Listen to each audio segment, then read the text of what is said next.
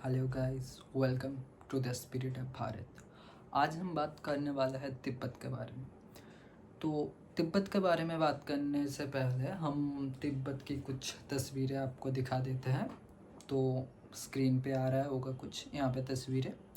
तो वही तस्वीरें ये है तिब्बत।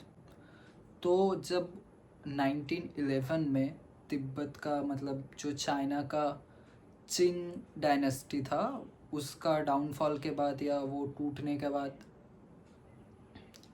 वहाँ पे एक नया चाइनीज़ गवर्नमेंट हुआ। तो वो गवर्नमेंट तिब्बत पे ध्यान देने में व्यर्थ हो गया। तो उस वक्त तिब्बतियन जो विद्रोही थे उन लोगों ने फिर से अपना तिब्बत को उनसे छीन लिया और तिब्बत को एक इंडिपेंडेंट मतलब कंट्री घोषित किया। इसके अगले साल 1912 में हम देखते हैं कि 13th दलाई लामा इंडिया से लासा तक अपना सफ़र शुरू कर चुका था। तो मैं स्क्रीन पे दे रहा हूँ यहाँ पे। तो यह है 13th दलाई लामा। तो 1912 में 12 फरवरी को हर एक रिलेशन चाइना के साथ तोड़ने के बाद 13th दलाई लामा ने तिब्बत को एक इंडिपेंडेंट स्टेट घोषित किया है। ये इंडिपेंडेंट घोषित करने के बाद सारे चाइनीज़ जो मतलब सेना थे उनको सब बाहर जाने मतलब तिब्बत से बाहर जाने के लिए बोल दिया गया। फिर आया 1930। इसी साल 13th दलाई लामा का एक करीबी अगवान दोरजी एव और उसके साथ दो तिब्बतियन रिप्रेजेंटेटिव थे जो उर्गा शहर मंगोलिया का और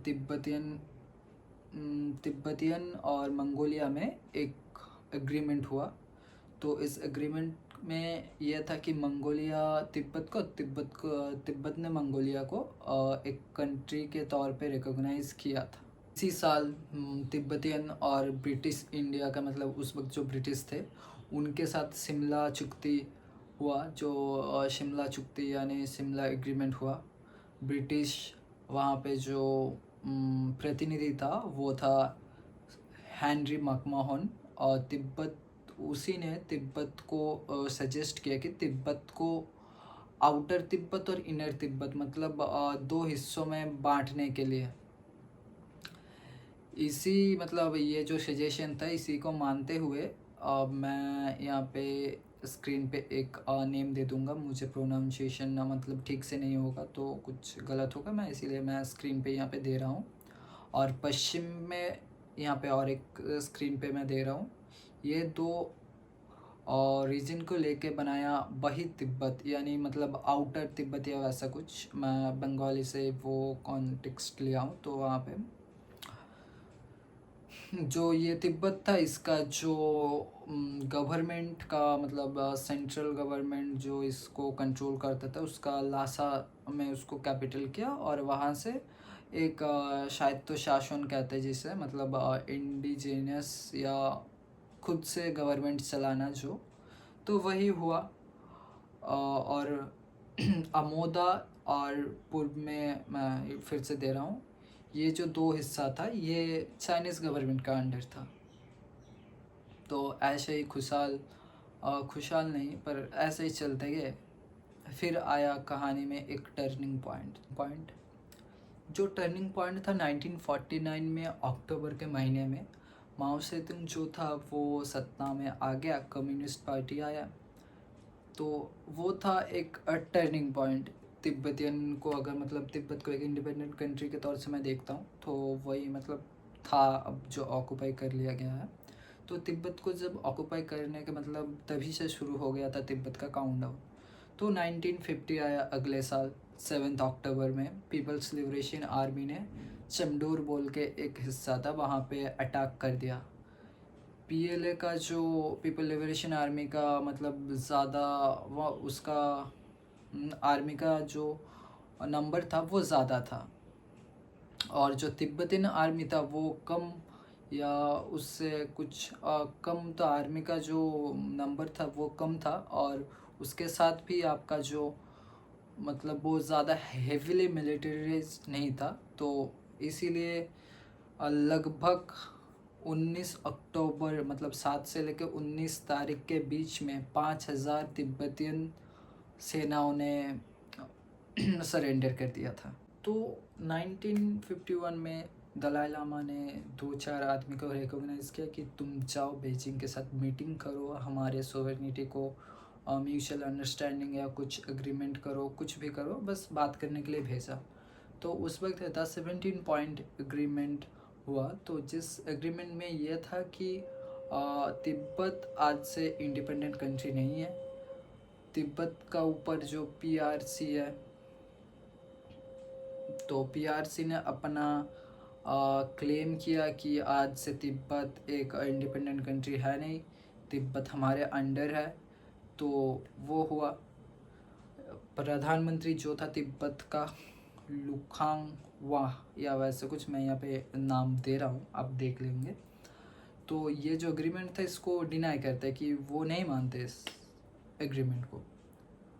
हर एक तिब्बतियंस जो है वो 17 पॉइंट एग्रीमेंट को डिनाई करते हैं, नहीं मानते, क्योंकि वो सब ये वो अंडर प्रेशर ये एग्रीमेंट को साइन किया हुआ था। फिर हम देखते हैं कि 14th दलाई लामा, जो 14 दलाई लामा है, वो 26 मार्च 1959 वो एक जगह है, यहाँ पे मैं दे रहा हूँ, फिर से मैं गलत प्रोनाउंसिएशन कर सकता हूँ, तो इसलिए आप देख लेना। लुंत्से जंग जो जगह के नाम था, मैं याद आया। तो इस जगह पे पहुँच के वो द 17 पॉइंट एग्रीमेंट को रिजेक्ट कर देते हैं। और हम इसके साथ कुछ और चीज़ें जानते हैं। 14th दलाई लामा था, मैंने आपको बताया कि वो 26 मार्च को डिनाई करते थे the 17 point agreement Luntse Dzong area पे पहुंच के, वो जगह पे पहुंच के। तो उससे 16 दिन पहले यानी 1959 का 10 मार्च को, और जो चाइनीज़ आर्मी थे, चाइनीज़ आर्मी ने क्या किया था कि तिब्बत का जो राजधानी था यानी कैपिटल था लासा, उसको चारों तरफ से घेर लिया था। इसी दिन दलाई लामा को जो चाइनीज़ जो ऑफिशियल्स है, हाई रैंक पे जो मिलिट्री ऑफिसर्स है, एक चाइनीज़ कल्चरल इवेंट का इनविटेशन आया। पर इसमें जाने के लिए उसको एक शर्त दिया गया था, कि वो शर्त है कि कोई अपने बॉडीगार्ड नहीं, कोई मिलिट्री या कुछ नहीं, वो उसे अकेला आना पड़ेगा 14th दलाई लामा को। वो भी अपने मतलब जो मिलिट्री का हेडक्वार्टर होता है ना, वहाँ पे पहुँचने के लिए। तो तिब्बत गवर्नमेंट इस मतलब थोड़ा टेंस्ड था कि 17 पॉइंट एग्रीमेंट ऐसे साइन हुआ था, अब 23 वर्षीय जो दलाई लामा है उनको ऐसे बुला रहा है, तो कुछ तो होगा। उनको डर था कि मार देंगे या कुछ जेल दे देंगे, ऐसा कुछ करेंगे। तो जो तिब्बत का ओराकल बोल के एक आदमी था, उसके साथ मतलब डिस्कस हुआ कि क्या करना चाहिए और नहीं करना चाहिए। तो दलाई लामा के साथ 3 बार मीटिंग हुआ था। तो फर्स्ट 2 बार कुछ अच्छे से मतलब रिज़ल्ट नहीं आया था। जो तीसरी बार हुआ था तब उनको लासा यानी तिब्बत छोड़ के भाग जाने के लिए कहा गया, मतलब अपने जान बचा के भाग जाना चाहिए, क्योंकि चाइनीज़ गवर्नमेंट कभी भी पकड़ सकता है। तो वो अपने जो मंत्री के कैबिनेट का जो सदस्य था उनके साथ और अपने फैमिली के कुछ लोग के साथ वहाँ से निकल गए और इंडिया में आके शरण ले लिया। इंडिया ने उसे ग्रीट किया और बहुत अच्छे से अपना लिया। फिर हम